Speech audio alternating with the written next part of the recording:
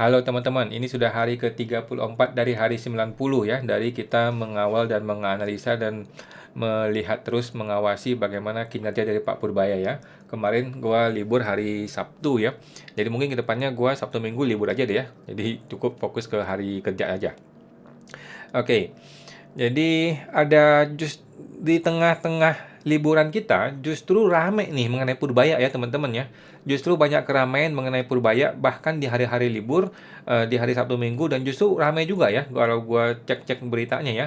Kita lihat berita pertama teman-teman ya.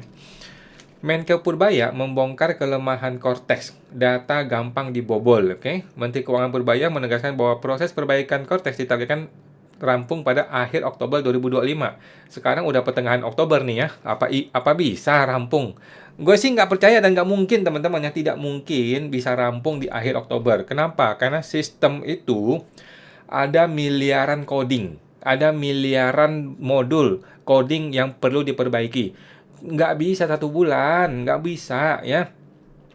Perusahaan sebesar Apple aja, Microsoft aja memperbaiki suatu bugs itu bisa berbulan-bulan gitu loh.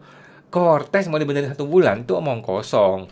Lagi pula orang yang mau ngebenerin itu tuh orang baru gitu loh. Orang yang baru masuk mau ngebenerin itu mau mempelajarinya aja butuh waktu berbulan-bulan gitu loh. Mau mempelajari aja butuh waktu berbulan-bulan. Apalagi mau ngebenerin sistemnya. Aduh, omong kosong. Ia mengungkapkan Kementerian Keuangan telah melibatkan tenaga ahli eksternal untuk mengatasi berbagai gangguan yang telah terjadi sejak sistem ini resmi diluncurkan 1 Januari. Menko Purbaya juga menemukan sistem Cortex mudah untuk dibobol sehingga perbaikan menyeluruh harus dilakukan. Nah, menyeluruh bos, menyeluruh. Cortex dibikin selama 5 tahun bos. 5 tahun dibikin, hasilnya sampah, dan sekarang lu mau perbaiki menyeluruh dalam 1 bulan. Jadi ngomong tuh harus sesuai dengan fakta di lapangan, Pak Purbaya ya, jangan sembarangan ngomong. Purbaya menyampaikan optimisme bahwa perbaikan dapat diselesaikan dalam 2 minggu ke depan ya, mengingat progres ini sudah menunjukkan kemajuan signifikan. Meski tidak menutup kemungkinan terjadi sedikit keterlambatan, dia memastikan penyempurnaan tidak akan melewati batas waktu 1 bulan. Aduh, gue tanya nih Pak Menteri ya, kenapa tidak diaudit Pak? Kenapa tidak ada kecurigaan korupsi kah? Gue tanya ya. Kenapa sampai hari ini Pak Purbaya sama sekali belum ngomongin korupsi? Dimanapun ya, di semua tempat dia ngomong, dia tidak pernah ngebahas korupsi. Kenapa teman-teman? Terlebih lagi di DJP, lebih-lebih lagi di Cortex. Cortex itu semua orang yang punya otak, yang tahu, itu pasti korupsi, koruptor. Gitu ya. Tapi kenapa Pak Purbaya sama sekali tidak kepikiran bahwa ini korupsi? Dan kenapa dia tidak sama sekali berpikir ini akan diaudit? Apakah dia langsung percaya aja gitu, langsung gara-gara anak buahnya bilang begini-begini gitu? Wah, bahaya sekali kalau percaya sama orang ngomong ya. Seharusnya kan dia audit dong. Oke, kita dengar teman-teman ya. Artinya banyak gampang sekali dibobol dan dijam oleh orang lain. Kalau kita baca di media ya semuanya komplain karena jadi lambat dan sering hang dan kadang-kadang berhari-hari baru bisa masuk. Dan kalau udah masuk, kalau keluar sedikit masuknya susah lagi. Itu karena salah desain tadi di interface ke nasabahnya. Itu yang menjadi kelemahan yang nggak tahu selama ini sulit sekali memperbaikinya karena rupanya yang buat softwarenya itu dari Korea. Mungkin mereka pikir Korea pintar, ternyata nggak pintar-pintar amat kalau menurut staff saya ya. Berantakan nih sistemnya, gimana bisa bikin sistem seperti ini? Nggak masuk akal, dia bilang gitu. Ya udah kita betulin. Jadi dari keluhan itu, begitu saya jadi Menkyu, saya bawa tim orang saya tadi beresin ini dan saya akan perkuat timnya nanti. Bahkan kita akan perkuat juga cyber security-nya karena katanya banyak bocor juga sekarang data Cortex di luar. Karena kalau kita tes security-nya kemarin sebelum orang saya masuk, dari 100 itu nilainya cuma 30. Artinya banyak gampang sekali dibobol dan dijam oleh orang. Dari angka 100 security cuma dapat 30. 30 guys. Jadi gampang dibobol kan? Gampang dibobol kata Pak Purbaya. Pertanyaan gua, selama ini sudah dibobol atau belum? Itu dulu nih teman-teman ya. Kalau dia bilang gampang dibobol, lu tahu nggak Cortex itu sudah berjalan 9 bulan bos? Apakah selama ini sudah di-jam atau belum? Sudah dibobol atau belum? Jangan-jangan sudah Pak Purbaya. Jadi mesti dilakukan apa? Yang mesti dilakukan adalah di-shutdown dulu, dimatikan dulu, diperbaiki, baru di-launching ulang. Kalau lu sudah tahu dia bisa dibobol, bisa di-jam, itu kan tidak mungkin lu perbaiki dalam 12 jam. Lu akan perbaiki dalam waktu yang cukup lama dong. Oleh karena itu kan perlu dikunci dulu. Dikunci dong, dikasih benteng, dikasih pagar, matiin dulu. dibikin offline dulu. Jangan-jangan sudah dibobol, jangan-jangan datanya sudah disebarluaskan kemana-mana. Wah, celaka Pak Purbaya. Dan yang paling gue kritik, kenapa Pak Purbaya tidak mengaudit secara resmi? Dan kenapa Pak Purbaya sama sekali tidak membahas mengenai korupsi di Cortex? Padahal semua orang sudah mewanti-wanti ini ada dugaan koruptor di situ. Pak Purbaya, apakah dia tidak berani ngomongin korupsi? Sejauh ini ya, dia sama sekali belum bahas korupsi. Kalau Ahok nih ya, dari awal dia sudah bilang dia banyak korupsi di mana-mana ya, makanya dia dihantam di mana-mana. Kalau Purbaya ini sama sekali belum ngomongin korupsi, satu kata pun dia belum ngomong mengenai korupsi, ya. orang lain. Jadi saya nggak tahu yang macet itu gara-gara kebanyakan orang masuk ke sistem atau ada orang yang mengganggu sistemnya dari luar. Yang jelas cybersecurity akan kita perbaiki terus dan saya yakin akan cepat baiknya. Mungkin akhir bulan ini bisa 100 nilainya dari 100. Ekspektasi dan juga keyakinan kita sama. Bukan ekspektasi, saya udah punya pengalaman naikin dari 60 ke 100. Oke. Kita bantu juga beberapa institusi dari tadinya nilainya 44 sekarang udah 95. Jadi nggak terlalu susah kalau kita tahu teknologinya. Aduh, gue rasa Pak Purbaya ini terlalu overconfidence teman-teman ya. Cortex itu jangan disamain dengan software yang lain, jangan disamain dengan software pihak bank ya. Cortex itu pegang nasabah seluruh warga negara Indonesia, termasuk data NIK, data Dukcapil, dan data banyak lembaga keuangan digabung semua di Cortex. Tidak segampang yang dibayangkan oleh Pak Purbaya. Tapi it's okay, kita menunggu teman-teman ya. Kita tunggu di akhir bulan Oktober. Dan banyak orang ini ya, mendukung nih ya. Wow, transparan dan jujur. Apanya yang transparan? Gue tanya Pak Purbaya, yang tadi dia bilang 44 ke 96 itu siapa? Yang dia bilang dari rendah menjadi 100% itu siapa? Nggak dijelaskan, itu hanya omon-omon teman-teman ya. Hanya ucapan mulut. Dan kita tidak pernah dikasih bukti sama dia atas apa yang diucapkan. Oke, lanjut. Ini masih di Investor Daily ya, Pak Purbaya memaparkan analisis komparatif mengenai pertumbuhan kredit sektor swasta ya. Dia menunjukkan pertumbuhan kredit di masa SBY itu 19%. Namun sempat anjlok jelang krisis karena ada penggenggaman terhadap sektor swasta ya. Oke, kita dengarkan teman-teman ya. Jadi walaupun SBY nggak bangun apa-apa, private sector kerja keras. Zamannya Pak SBY 2005 sampai 2014-15 tuh yang merah tumbuhnya hampir 20%, itu 19%. Itu rata-rata 19% ya, keren ya. Ya, 19%. Lihat pertumbuhan kredit, rata-rata 22%. Jadi walaupun Oke, mungkin teman-teman nonton langsung ke sana ya. Ini ada yang bilang nih, data, fakta, dan jokes jadi satu. Jenius, Pak. Ya, memang dia jenius banget, teman-teman ya. Gua rasa dia bahkan lebih jenius dari Pak Prabowo ya. Kalau mau dibandingkan dengan Jokowi, mungkin masih belum ya. Karena Jokowi itu raja dari raja pencitraan ya. Kalau si Purbaya mungkin butuh tim lagi ya. Butuh tim untuk digital marketer kalau dia mau betul-betul mengalahin Raja Jawa itu ya. Kalau gue perhatikan, si Purbaya ini sangat mendukung atau memuji-muji SBY.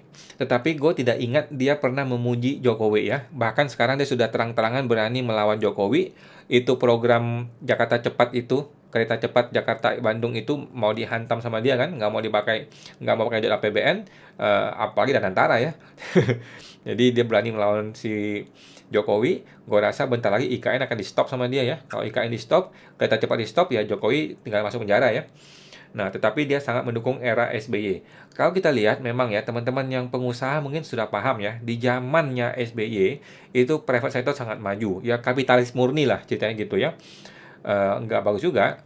Namun di zamannya Pak Jokowi itu lebih gila, lebih parah karena private sectornya dimatikan, kemudian digantikan oleh private sector juga, tetapi hanya orang-orang tertentu di lingkaran kekuasaan Jokowi ya, dan itu sangat-sangat merusak suasana industri dan persaingan bebas ya, sehingga banyak pengusaha-pengusaha tuh mati gitu ya. Tapi itu yang gue dengar di negeri Konoha teman-teman. Kalau Indonesia gue nggak tahu deh begitu apa enggak. Lanjut. Ini gue nggak kasih suaranya ya, karena suara musik nanti kena copyright. Tapi menarik nih teman-teman ya, kita lihat. Satu kata. Jadi ingat Pak Mari Muhammad Sang The Clean, semoga Pak Purbaya bisa mencontoh beliau ya. Pak Mari Muhammad termasuk menteri yang pro rakyat dan bersih di zaman pemerintahan Pak Harto. Oke. Oke, Bapak padahal di pundaknya mikul banyak PR tapi auranya tetap happy vibes. Netizen punya harapan baru, punya idola baru ya. Oke. Coba teman-teman ingat teman-teman ya. Pernah nggak lu lihat Sri Mulyani melakukan ini? Kayaknya nggak pernah ya. Kayaknya nggak pernah ya. Mungkin Sri Mulyani itu orang yang melankolis kayaknya ya. Kalau si Purbaya ini orangnya sangat-sangat apa istilahnya ya? Populer, sanguin gitu ya. Lebih happy orangnya ya. Kalau Sri Mulyani kan orangnya dingin ya. Menarik ya. Seorang menteri keuangan melakukan hal seperti ini tuh sangat-sangat menarik dan memang dia orangnya happy ya. Gue lihat si Purbaya ini adalah orang yang dia yang enjoy dengan hidup dia. Dia nggak ambil pusing, walaupun sekarang gue rasa dia mulai pusing ya. Tapi minimal dia membawa modalnya itu dia adalah orang yang tidak pusing gitu loh. Dia adalah orang yang berpikir dengan santai, berpikir dengan jernih dan tidak berpikir untuk membebankan rakyat gitu. Namun kan kalau lu nggak mau membebankan rakyat, kan lu masih mikir juga bagaimana menaikkan penerimaan negara gitu kan. Sejauh ini kan masih belum tercapai nih. Sejauh ini masih belum jelas. Purbaya ini apa agendanya untuk menaikkan penerimaan negara? Itu belum jelas tuh teman-teman ya. Cukai rokok tidak dia naikkan, PPh final dia perpanjang, kemudian PPN tidak naik, kemudian pokoknya dia itu belum menunjukkan sebuah kinerja yang arahnya adalah penaikan penerimaan negara. Semua masih angan-angan, masih omon-omon. Dia bilang pertumbuhan ekonomi akan naik gara-gara 200 triliun. Faktanya nggak begitu. Baru 1 bulan ya, memang baru 1 bulan. Tapi faktanya memang kelihatannya belum kelihatan gitu loh. Bahkan sedikit pun belum kelihatan dari yang Pak Purbaya harapkan dari kucuran 200T itu ya. Percuma lah pengusaha dapat kredit dari bank, kalau buka toko nggak ada yang beli. Kan percuma, kan sama aja omong kosong gitu kan. Oke, kita lihat.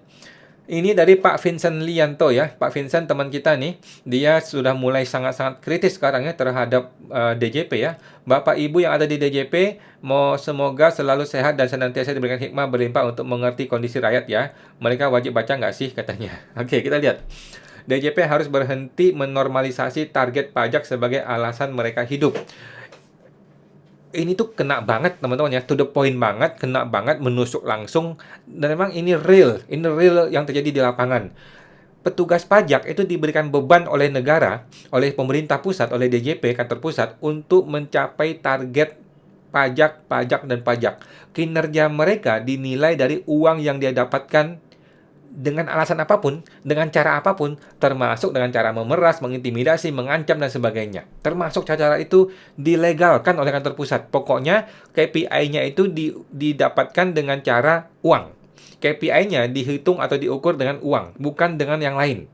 Kan cilaka kalau gitu caranya ya. Kita baca lagi. Sudah saatnya kita bicara jujur katanya. Oke. Direktur Jenderal Pajak perlu berhenti menormalisasi pandangan bahwa target penerimaan pajak adalah satu-satunya alasan keberadaan mereka di dunia ini. Sadis banget Pak Vincent.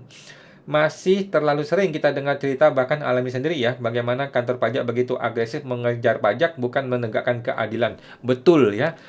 Pajak itu harusnya memberikan keadilan kepada rakyat, bukan memeras, bukan mengejar pajak setinggi-tingginya dengan berbagai cara. Salah itu. Mereka membombardir BP yang sudah berusaha patuh dengan surat cinta bertubi-tubi hanya demi satu hal, mengejar angka, dan angka. Wow, sadis. Lucunya, angka itu seringkali disertai bonus yang luar biasa fantastis bagi pegawai pajak saat bisa dicapai. Ini betul, teman-teman ya. Ini betul-betul kondisi di lapangan ini Pak Vincent ya. Contohnya, lihat saja artikel CNBC Indonesia, pegawai pajak bisa menerima bonus sampai 100 juta hanya karena target penerimaan tercapai 23 Desember 2022. Wow. Kenapa 2022? Karena tahun tersebut mereka bisa mencapai dan kini terus berupaya diulang masa indah bagi mereka tersebut. Waktu itu ada PPS waktu itu ya. Ada PPS, dia dapat bonus ya oke lah. Pertanyaannya, apa yang sebenarnya sedang dikejar di sini ya? Apakah penerimaan negara atau insentif pribadi di baliknya? Oh, DJP, ASN atau agen pengejar target. Waduh, kayak marketing jadinya, kayak sales gitu ya, mengejar target. Bagaimana bisa sebuah lembaga pemerintah yang seharusnya menilai kinerja dari kepuasan masyarakat dan kepatuhan sukarela berubah menjadi mesin pemeras setoran wajib? Sadis banget ini Pak Vincent ini. Wah, hati-hati nih Pak. Anggota IKPI bukan dia? Kalau anggota IKPI bisa dipecat ini ya nih. Target pajak naik terus setiap tahun, seringkali tanpa logika ekonomi yang realistis. Hasilnya bagaimana? Pembisnis yang seharusnya menjadi mitra pembangunan justru diperlakukan seperti tersangka pajak. Mereka diganggu, diperiksa, ditekan bukan karena melanggar, tapi karena dianggap masih bisa diminta lebih banyak. Gila ya, ini kalimat yang betul-betul benar teman-teman ya. 1000% benar ini Pak Vincent ini ya. Luar biasa ini ya. Gimana konsep ini kata-kata ini Pak Vincent ya? Jangan korbankan ekonomi demi bonus ya. Narasi demi negara sering digunakan untuk membenarkan perilaku yang salah arah. Padahal negara ini berdiri bukan hanya di atas pundak pemerintah, tapi juga para pelaku usaha, investor, dan jutaan pekerja yang mereka ciptakan lapangan kerjanya. Betul. 97% tenaga kerja Indonesia berasal dari sektor swasta, khususnya UMKM. Kalau mereka terus diganggu, ditekan, dan diperlakukan seperti sapi perah, jangan heran kalau pertumbuhan ekonomi melambat dan kepercayaan investor menurun. Betul ya. Ingat, di negara benar, pajak hanyalah hasil dari ekonomi yang sehat, bukan penyebabnya. Oke. Coba teman-teman ya, ingat dan ingat. Yang patuh jangan diganggu. Pemerintah seharusnya fokus pada ekstensifikasi, bukan intensifikasi yang membabi buta. Cari dan kejar wajib pajak baru yang selama ini belum terdaftar atau disembunyikan. Bukan menguras tenaga untuk mengorek mereka yang sudah patuh. Surat cinta massal bukan solusi. Itu cuma menunjukkan malas berpikir strategis dan terlalu nyaman dengan pola lama. Asal target tercapai, bonusnya cair. Seperti pesan bijak dari Pak Purbaya, yang sudah patuh jangan diganggu-ganggu. Oke. Kesimpulan, DJP perlu kembali ke roh aslinya ya, menjaga keseimbangan antara kepentingan negara dan keberlanjutan bisnis rakyatnya. Karena tanpa bisnis yang hidup tak ada pajak yang bisa dikutip, dan tanpa wajib pajak yang percaya tak ada negara yang bisa bertahan. Betul, negara yang kuat bukanlah negara yang paling banyak pungut pajak, tapi negara yang paling mampu menjaga warganya untuk terus tumbuh secara sehat, adil, dan berkelanjutan. Ini Pak Vincent boleh jadi ini staf susnya Pak Purbaya nih ya. karena Pak Bimo itu nggak ada guna tuh di situ ya. Itu Pak Dirjen Pajak Bimo Wijayanto tuh nggak ada guna di situ nih. Nih Pak Vincent jadiin staf susnya Pak Purbaya aja ya. Daripada Pak Purbaya dengerin si siapa? Si Bimo itu, mending dengerin Pak Vincent aja nih. Udah benar kata-katanya ini ya. Ini ada ada komentar dari Ibu Ellen May ya, Ellen May official ya. Dia punya berapa subscriber nih? Berapa? 500.000 subscriber teman-teman, follower ya. Kepastian regulasi itu yang dibutuhkan pada pengusaha. Sekarang gue tanya, PPh UMKM diperpanjang, mana regulasinya? Mana aturan hukumnya? Kemudian PPh Marketplace ditunda, mana aturan hukumnya? Mana dasar hukumnya? Omong kosong tuh semua ya, nggak ada dasar hukumnya ya. Jika ada kepastian hukum, bisnis yang berkembang. Setuju. Jika bisnis berkembang, terbuka lapangan kerja. Jika terbuka lapangan kerja, ekonomi bergerak. Jika dikasih kepastian, WP patuh tidak akan diutak-atik surat cinta. Yakin pasti mereka akan berekspansi. Mohon atensinya Pak Menkeu. Mantap! Ibu Ellen May. Rafael Alun jadi contoh betapa makmurnya bonus dari duit pajak. Waduh. Oke, teman-teman dengan nonton aja ya. Baca aja dari langsung postingannya Pak Vincent. Jadi Pak Purbaya ini mesti paham ya, kepastian hukum adalah kunci utama di negara hukum. Sekarang Pak Purbaya bilang 200 triliun dipindahin ke bank. Jadi apa itu barang sampai hari ini nggak jelas teman-temannya. Jadi tahi kali ya di bank Mandiri, bank BRI, bank apalagi bank BTN dan sebagainya itu. Jadi apa itu barang di situ? Nggak jelas teman-temannya. Kita UMKM nggak mendengar sama sekali mengenai penyaluran kredit terhadap 200T itu, nggak ada dengar kita, gitu loh. Jadi nggak jelas. Pak Purbaya ini populer iya, bagus iya, idenya bagus iya, tapi tuh teknisnya tuh nggak jelas gitu loh. Mohon maaf nih Pak Purbaya ya. Lanjut, Purbaya berencana membubarkan Satgas Likuidasi BLBI ya. Gua juga baru dengar ternyata masih ada Satgas BLBI ini ya, yang selama ini bekerja untuk menarik piutang obligor BLBI. Menurutnya hasil yang didapat Satgas itu tidak terlalu banyak ya, padahal masa kerja sudah lama. Menkeu namun upaya tersebut tidak akan dilakukan dalam waktu cepat. Purbaya masih perlu mengevaluasi secara menyeluruh. Lanjut. Untuk BLBI, Satgas BLBI, nanti saya masih dalam proses, nanti saya lihat seperti apa ininya, tapi saya sih ngelihatnya udah kelamaan, hasilnya nggak banyak-banyak amat, cuman bikin ribut aja, income-nya nggak banyak-banyak amat, daripada bikin noise, mungkin akan kita akhiri Satgas itu, tapi akan saya akses lagi terakhir sebelum kita ambil langkah. Aduh, Pak Purbaya, menurut gue ini bagus teman-teman. Ini bagus sih. Cuman lagi-lagi ini mengenai kepastian hukum. Kalau dia bisa menghapus Satgas BLBI dengan alasan tidak berhasil menerima tagihan piutangnya, kalau begitu orang yang menunggak pajak bisa berpikir dong, kalau gitu gue bakal diampuni nih, kalau gue nggak mau bayar pajak nih sama Purbaya, gitu kan kira-kira ya. Orang bisa berpikir seperti itu. Jadi cara-cara seperti ini tuh mesti di-backingi oleh hukum, oleh dasar hukum. Kalau dasar hukumnya nggak jelas, ya begitu jadinya. Suka-suka Purbaya gitu loh. Suka-suka dia aja mau melakukan A, lakukan B, lakukan C. Tiba-tiba nanti ada perbedaan pendapat lagi dengan anak buah dia. Jadi beda lagi. Apa yang disampaikan di publik itu tidak terstandarisasi karena mau-maunya Purbaya aja gitu loh. Harusnya kan regulasi dibikin dulu, baru diungkapkan kepada publik. Sehingga semua orang punya narasi yang sama karena acuannya sama, yaitu si regulasi itu, si hukum itu loh. Sedangkan Purbaya kan punya pendapat pribadi itu bisa beda-beda gitu loh. Pak Purbaya. Lanjut. Ini satu lagi nih. Saya bantu spill Bapak Ibu curhat rakyatmu ya. Ditjen Pajak Menkeu RI Kemenkeu RI nih Pak Purbaya, kita baca nih. Curhat rakyatmu banyak Pak DJP ya, sekilas kisah dari ribuan bisa Bapak Ibu baca di sini. Gila, sadis banget nih Pak Vincent nih, berani banget dia sekarang ya. Luar biasa ya. Oke, teman-teman tinggal baca aja ya. Tinggal di pause video ini, kemudian lu baca aja ya. Gue sih udah kenyang sama beginian ya. Gue udah kenyang tiap hari beginian. Nih. Kurang bayar terus, saya bingung kok. AR-nya bla bla bla bla. Udah kenyang gue ya dengan beginian ya. Kita di level teknis udah kenyang makan beginian.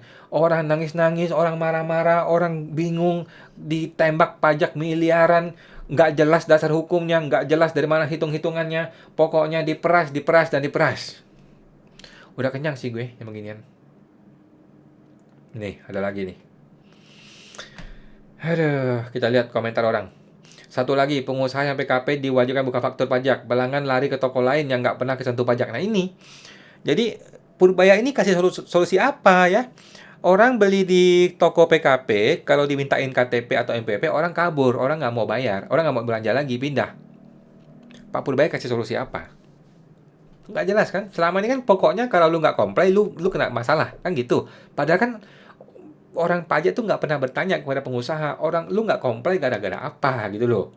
Harusnya kan ditanya dong, masalahnya apa. Ketika tahu masalahnya, dicari akarnya. Akar masalahnya tuh apa?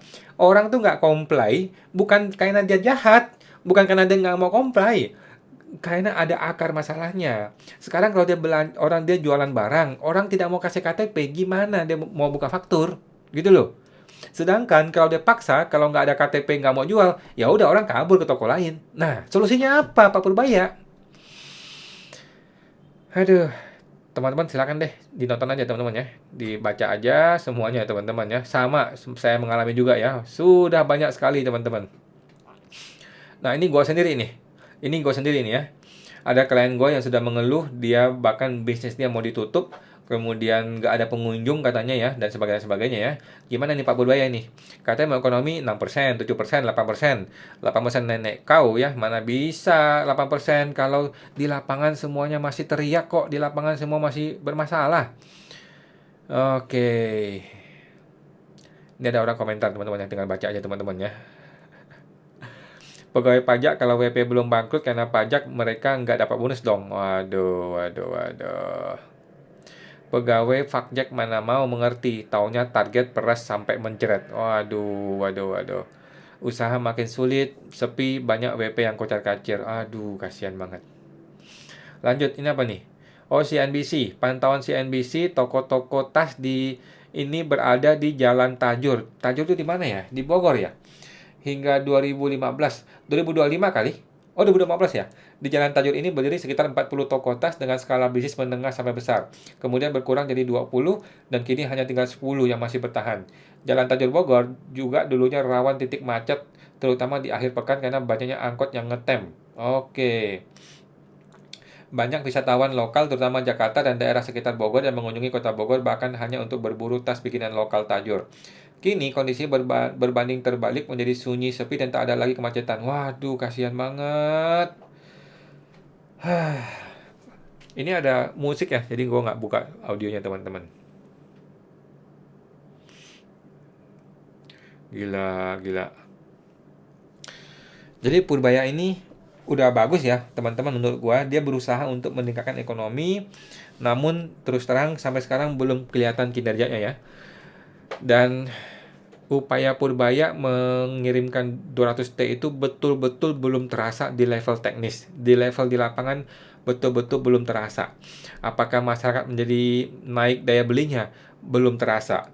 Dan apakah BUMN itu betul-betul mengirimkan uang 55T itu kepada UMKM?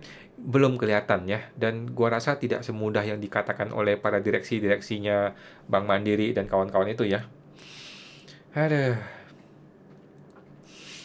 Lanjut, Pak Purbaya mengatakan akal-akalan UMKM bandel ya, omset miliaran tapi ogah bayar pajak normal. Menko Purbaya siap kepret pemecah usaha. Maksudnya pecah omset ya, gue sudah tahu lah ya, ini kita semua sudah paham, sudah tahu pecah omset. Orang yang punya omset besar, yang seharusnya sudah PKP ya, ini sudah jumbo nih ya, di atas 4,8M, tapi ngeles biar tetap dapat diskon 0,5%. Oke, modusnya adalah pecah usaha atau pecah omset lah istilahnya gitu ya. Nah, kita semua tahu teman-teman ya, kita tahu orangnya siapa, mungkin klien gua juga banyak gitu ya. Tapi pertanyaan gua kepada Pak Purbaya, Anda kasih solusi apa, Pak Purbaya? Kalau orang ini ketangkap nih, anggaplah ada pengusaha baju gitu ya, dia ketangkap punya omset 20M, contohnya ya. Lu mau ngapain pertanyaan gua, Pak Purbaya? Mau diapain nih orang? Mau suruh bayar PPN 2%? Oke, dia bayar 2%. Mau suruh dia bayar PPH final 0,5%? Oke. Begitu lu suruh dia bayar PPH umum yang 30%, langsung bangkrut, bos. Apa solusi buat mereka ini, Pak Purbaya? Oke.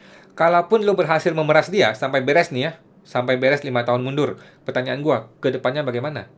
Ke depannya kan pasti orang ini akan dikenain PKP jabatan, ya kan?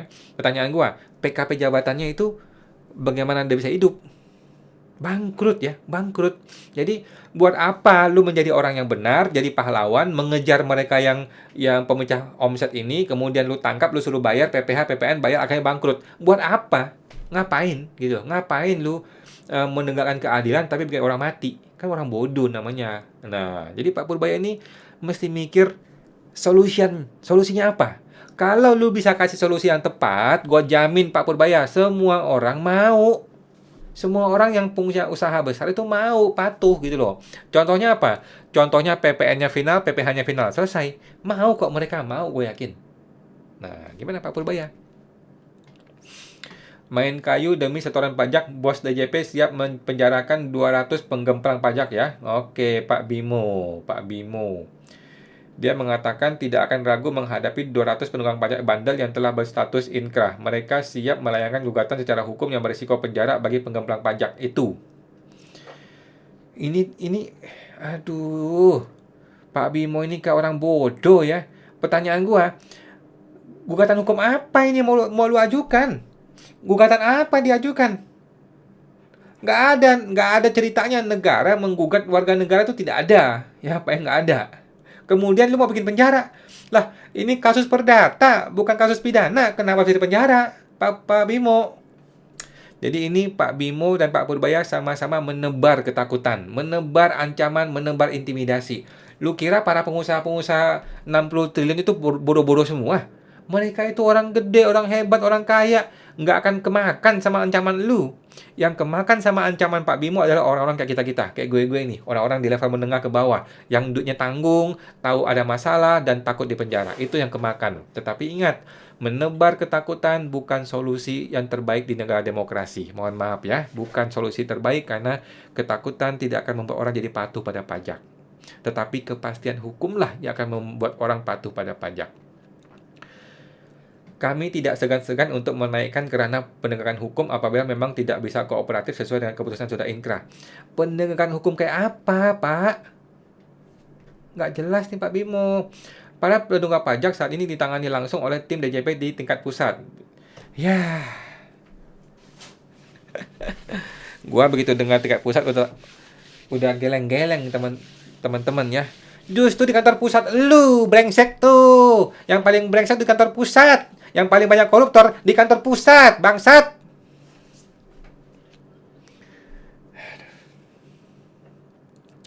Di kantor pusat Konoha maksud gua, teman-teman ya. Kalau kantor pusat DJP Indonesia wah pada bagus ya, nggak ada koruptor di kantor pusat DJP Indonesia ya. Kantor pusat DJP di Konoha tuh yang bangsat tuh. Terutama di lantai 4 sama lantai 14, lu tahu sendiri siapa itu ya. Sementara penunggak pajak lainnya tetap menjadi tanggung jawab Kanwil di masing-masing daerah. Aduh.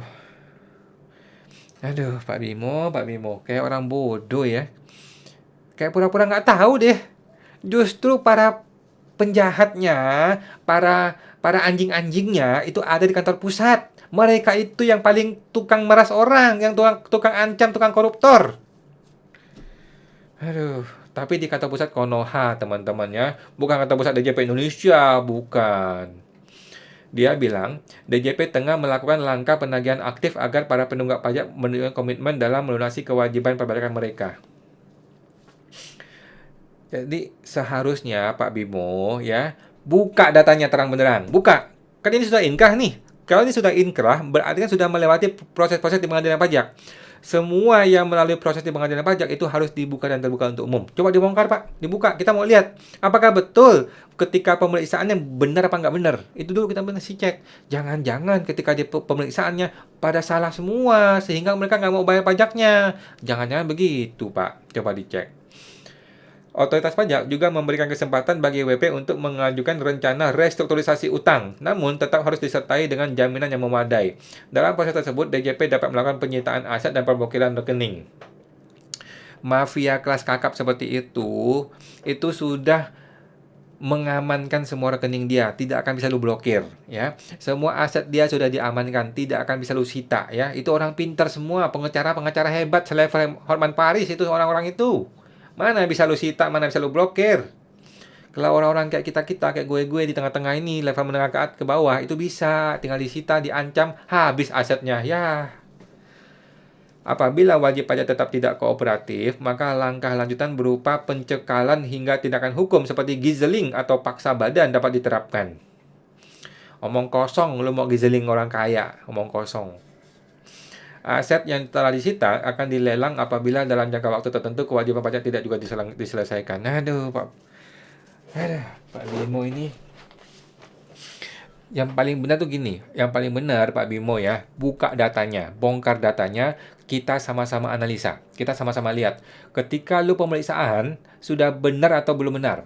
Apakah sesuai prosedur atau melanggar prosedur? Apakah sesuai hukum atau tidak sesuai hukum? Jangan-jangan ketika pemeriksaan sudah banyak pelanggaran hukum, makanya orang-orang tidak mau bayar pajaknya. Jangan-jangan seperti itu. Apakah Pak Purbaya peduli ketika pemeriksaannya tuh sudah sesuai due process of law atau undue process of law? Itu dulu Pak Purbaya ya, Pak Bimo lagi dihadapin. Aduh. Oke, lanjut yang terakhir, Pak Menkeu Purbaya, the next Presiden Indonesia. Inilah deretan Menteri Keuangan yang menjadi Presiden PM di dunia ya. Jadi ini komisi.co. Ini siapa ini ya? Komisi.co. Gue follow dia lagi ya. Ini sudah mulai ada ya. Sudah mulai ada orang yang mulai mempromosikan dia menjadi presiden atau wakil presiden. Kalau gue sih udah jaminan teman-teman ya. Kalau menurut gue sudah jaminan dia akan jadi wakil presiden atau presiden. Tinggal nunggu momentum aja kapan waktunya. Dan tinggal nunggu seberapa serius Purbaya untuk masuk ke dunia politik. Dan juga kita mesti lihat lawan-lawan politiknya ya. Seberapa jahat lawan-lawan dia untuk menghantam dia ya. Kalau dia bisa dapat konsensi, bisa dapat deal-deal yang menarik, ya bisa ya jadi wakil presiden ya. Gibran mah dibuang aja lah, ganti ke Purbaya lah. Oh, Winston Churchill itu mantan Menteri Keuangan. Oke. Prancis, Brazil, India. Oh. Lawrence Wong Lawrence Wong juga Menteri Keuangan ya? Ini baru ini, si Lawrence Wong ini. Tapi beda ya, beda level ya, Lawrence dengan si Purbaya ya. Santiago. Anwar Ibrahim, Menteri Keuangan. Oke, wow. Najib Razak juga iya. Najib Razak pun orang Menteri Keuangan. Oke, oke. Menarik teman-teman ya. Very, very good. Kenapa bisa jadi next presiden? Gaya komunikasi dan keberanian beropini ya. Aksi kebijakan yang berani. Betul teman-teman ya. Tetapi berani bukan berarti lu akan selamat ya. Kalau berani kayak Ahok kan salah juga lu. Analogi dengan Jokowi. Betul ya. Gue sudah bilang berkali-kali ya. Dia itu adalah Jokowi jilid 2 ya. Cuman Jokowi kan licik dan licin ya. Kalau Purbaya ini kesenggol dikit bisa jatuh ya. Kalau nggak salah-salah ngomong bisa kegelincir nih si Purbaya ya. Rizal Mararangeng. Menteri Keuangan jangan main-main loh. Kalau di tradisi parlemen Westminster Inggris itu sebelum jadi Perdana Menteri biasanya jadi Menteri Keuangan dulu. Chancellor of the Exchequer. Menteri Keuangan dia itu mengurusi angka-angka. Tapi dalam demokrasi yang matang, angka-angka itu adalah refleksi dari sikap politik. Karena itu, the highest officer of politics itu adalah Menteri Keuangan. Mantap Pak Rizal Mararangeng. Oke, teman-temannya, jadi sudah mulai banyak sekali isu menuju perpolitikan 2029 ya. Gua rasa Pak Purbaya juga akan berhati-hati. Dan gue sih yakin lah, gue yakin di dalam hati dia yang terdalam pengen jadi wakil presiden lah. Iyalah, mana ada orang selevel dia dan senarsis dia tidak mau jadi wakil presiden ya. Bahkan RI 1. Cuman kalau RI 1 nanti dia hantam Pak Prabowo kan juga nggak enak ya. Mungkin 2030 berapa lah gitu. Oke teman-teman, itu ya, sampai jumpa, semoga terbantu.